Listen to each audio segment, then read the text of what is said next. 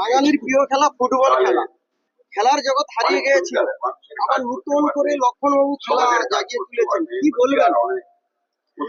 আমার শ্বশুর মশাই শ্রদ্ধেয় লক্ষণচন্দ্র শেঠ, উনি ছোট থেকেই নিজে ফুটবল খেলতেন। উনি খেলাধুলো খুবই পছন্দ করেন।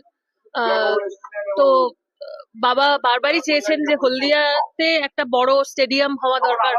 একটা স্টেডিয়াম উনি তৈরি করছিলেন, সেটা সম্পূর্ণ হয়নি, আমরা সকলেই জানি, অসম্পূর্ণ হয়ে পড়ে আছে এখনো পর্যন্ত। সেখানেই খেলা হয়। পরে যে সমস্ত রাজনৈতিক ব্যক্তিত্বরা ক্ষমতায় এসেছেন, আমি জানি না কেন তারা ওই স্টেডিয়ামটাকে নতুন করে ভালো করে তৈরি করার চেষ্টা করেননি।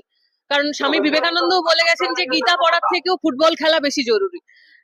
ফুটবল খেলা হোক আর ক্রিকেট খেলাই হোক, আপনি ফুটবলের ব্যাপারে বলছেন, আমি তাই বলি, আমি মনে করি যে যে কোনো খেলা সেটা কি করে মানুষকে মন এবং শরীরের দিক থেকে তৈরি করে, তাদেরকে মানে রুজি রোজগার তো বটেই, আনন্দ তো থাকেই তার সাথে, এবং আরো বিভিন্ন কিছু জড়িয়ে থাকে খেলার মধ্যে আর কি। খেলা থাকলে মানুষের একটা টিম ওয়ার্ক, মানুষ শেখে যে কিভাবে দলের সাথে কাজ করতে হয়। একজন ক্যাপ্টেন থাকে, তার পাশে আরো অন্যান্য খেলোয়াড়রা থাকে। একটা টিম ওয়ার্ক কি হচ্ছে গিয়ে খেলাকে মানে খেলার হার জিত নির্ধারণ করে। তাই জন্য খেলা হওয়া খুবই জরুরি। আমরা অনেকদিন থেকেই ভাবছি আইকেআর এর তরফ থেকে একটা বড় টুর্নামেন্ট করানো, কিন্তু তার সঠিক যে সমস্ত পরিকাঠামো দরকার সেগুলো হলদিয়াতে এখনো নেই। সেগুলো তৈরি করাটাও খুব খরচ সাপেক্ষ। তো এই সমস্তটা একটা মানে বেসরকারি সংস্থার তরফ থেকে তৈরি করা এবং তারপরে খেলাটাকে করানো, এগুলো খুব একটা সহজ বা কি বলবো মানে সময় সাপেক্ষ ব্যাপার। তাই জন্য একটু সময় লাগছে। এরকম খেলা আপনারা নিশ্চয়ই দেখতে পাবেন কিছুদিন।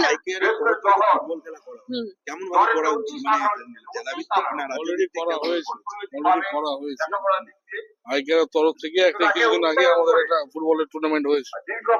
বাইরে থেকে প্রত্যেকটা স্টেট থেকে বড় বড় প্লেয়াররাও এসেছিল, ব্যালেটও এসেছিল প্রাইজ ডিস্ট্রিবিউশনের জন্য।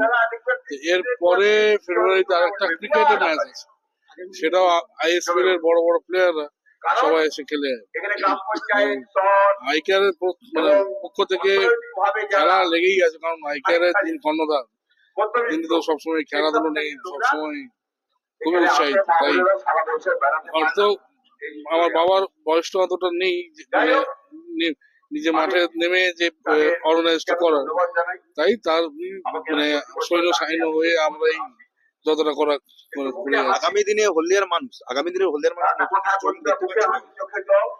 সেটা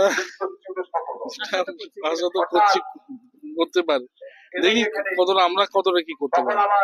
বাবার মাথায় হাত থাকলে যতটা দেখুন, আগে যখন বাবা ক্ষমতায় ছিলেন, শ্বশুরমশাই যখন উনি এমপি বা এমএলএ ছিলেন, তখন যে প্রশাসনিক থেকে আরম্ভ করে অর্থনৈতিক যে সমস্ত সাহায্যগুলো পাওয়া যেত, সহযোগিতাগুলো পাওয়া যেত, সেগুলো এখন তো সেভাবে পাওয়া যায় না। এখন আমরা দেখছি রাজনৈতিক পটভূমির পরিবর্তন, সবকিছুই সেইভাবে আবর্তিত হয় তার আশেপাশে রাজনৈতিক পটভূমি পরিবর্তনের সঙ্গে সঙ্গে।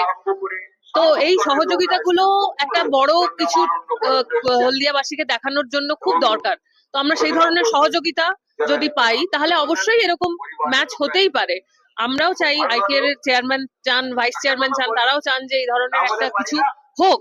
হ্যাঁ, এবং যেখানে বহু জনসমাগম হবে, বহু বড় বড় প্লেয়াররা আসবে, এসে এই মাঠে খেলে যাবে, এরকম আমরা চাই। কিন্তু তার জন্য অনেকগুলো শর্ত আছে।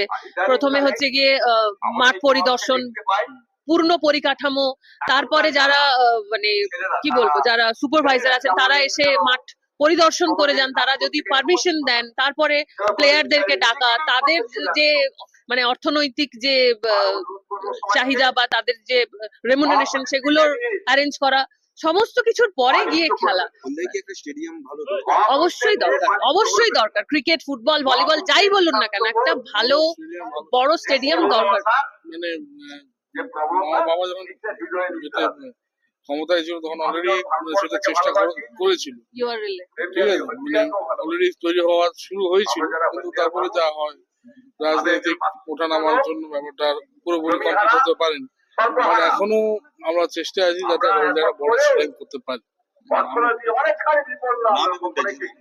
আমার নাম সুদীপ্তন সেন, আমি আইকেআর এর জয়েন্ট সেক্রেটারি। স্পর্শিতা পান্ডে সেন, আমি আইকেআর এর অ্যাসিস্ট্যান্ট সেক্রেটারি।